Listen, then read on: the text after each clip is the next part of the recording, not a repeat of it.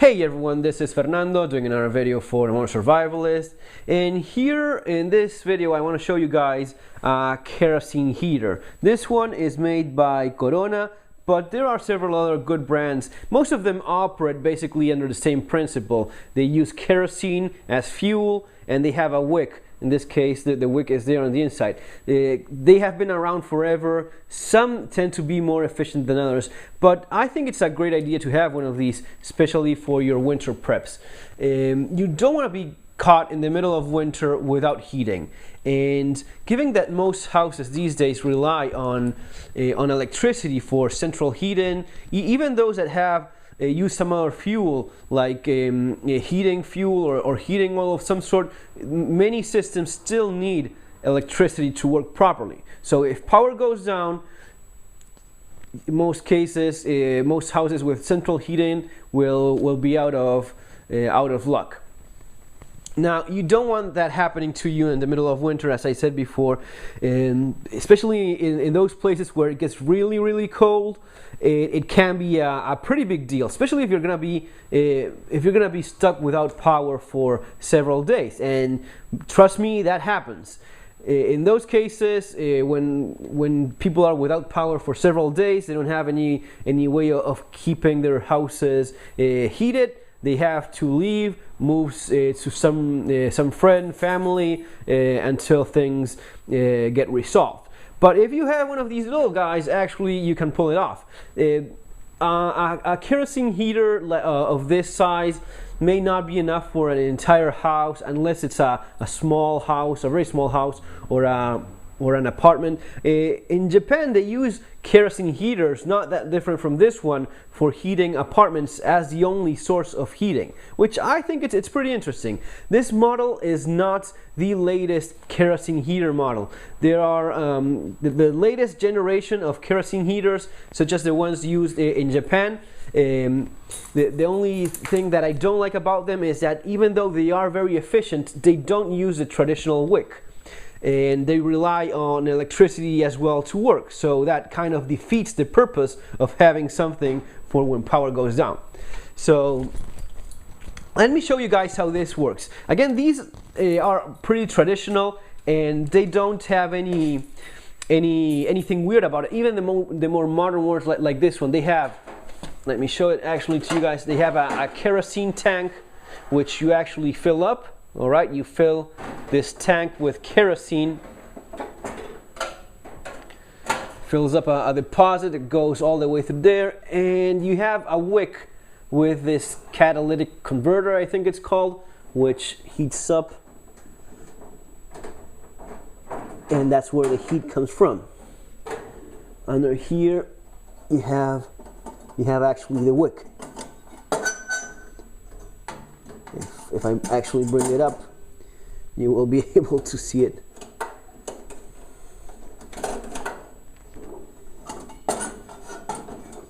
That there is the wick. This model uses actually batteries. It actually has a couple of batteries on the back, and you can use it without any matches or anything like that. Just using the batteries, it has a small filament that when you pull it down like that and keep it there, it ignites the heater. But let's suppose that you don't have any batteries. Let's suppose everything went to hell. You don't have any batteries, you don't have any power, and you need to stay warm during all of this. What you would be doing is, let me put this here in the tripod. So you basically bring the wick up just like that. You have the wick there. Remember our good old friend, the IMCO Triplex lighter? Remember that one of the advantages we talked about was that you can basically turn it on and remove it and use it like a candle so as to start heaters and such. Well, in this case, it's this kind of thing that comes in pretty handy, as you just saw. Right, let's do it properly. By the way, this is a fake IMCO lighter, which I'm going to be doing a review of it soon enough. So I just turn it on. You hear, let me see if I get the microphone in there. I don't know if you guys hear that or not. It is there's a small flame in there, and it's slowly heating up. When it's turned on like that, there's a small amount of odor. I'm using like the proper paraffin or kerosene, which is it has a small amount of odor. You have to use C1 or K1 kerosene. The cleanest, clearest you could possibly get. You don't have to use anything like gasoline, or that's extremely explosive, very dangerous. Stick only to the proper fuel, which is a premium kerosene for your heaters. This one uses a wick that it's made of fiberglass. It is a little bit more resistant than the traditional cotton wicks, but it still needs replacing, so you have to have spare wicks for your kerosene heater. The efficiency we're talking about here with this particular model is with a 2.5 liter tank. It's going to be working for about 20 hours. And in those 20 hours, it's going to be putting out a heat of 2.3 kilowatts. Don't remember exactly how much that is. You should check that out, how many BTUs is. I think it's around 8,000. Yeah, it's definitely not 10,000 BTUs. It's more like 8,000 BTUs, give or take.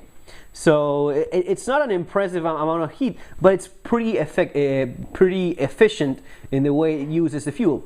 Kerosene heaters are one of the most efficient ways of heating. I think it's about 99% efficiency in terms of the fuel it uses. So yeah, it is pretty good. It's also pretty economical as well, and for the purposes of preparedness, it's actually fantastic because it makes great use of that fuel you have. Maybe one of the most common things you see is that when people think of blackouts, they think, okay, I'm just going to be getting a generator. The generator is going to be used for powering the central heating. That is quite inefficient when you look at it. You're going to be using quite a bit of fuel to keep your generator running, and then converting that to electricity or whatnot. If the main purpose is to just stay warm, the main purpose, the main objective you're looking to achieve is just stay warm, this is as close as it gets to pretty much ideal. It's a pretty much a fail-proof system, very, very basic, in spite of it looking a little more complex. And yes, it has those batteries that I just said, but as I just showed you guys, you can light it up without any need of batteries, just with a match or with a good lighter like the one I had there. Just put the flame in there and let it do its job. You have to make sure it's burning well. This wick does need replacing, but I have definitely another one on the way. You have to make sure you have those spares just in case. And the wicks do require cleaning every once in a while. For traditional cotton wicks, that's with a wick trimmer that cuts the burned out parts. For fiberglass wicks, you have to burn out the wick. You have to just let it burn until it runs out of fuel, and that cleans the wick, the fiberglass wick. For cotton wicks, you just don't want to have that happening. You don't want to have your wick burning out, because being cotton, it will just burn through. So yeah, it's like the thing to avoid for cotton heaters, for cotton wicks, sorry. As you see, you have already a nice glow, and it's starting to heat up nicely. Again, for a bigger place or a medium-sized place, this will not be enough.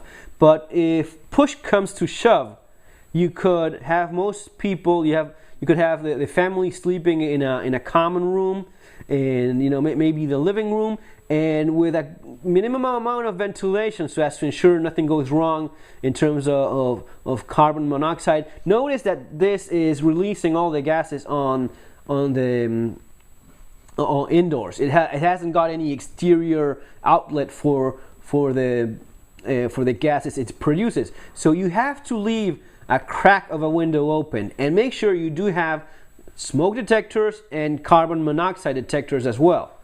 All right, those are pretty much mandatory when using a kerosene heater or any combustion type of heater that hasn't got an exterior outlet. It's basically a good idea all around to have smoke detectors and of course a carbon monoxide detector, but especially important when using this kind of equipment. This model in particular, the Corona RX-23, is one that has Spike, stop that.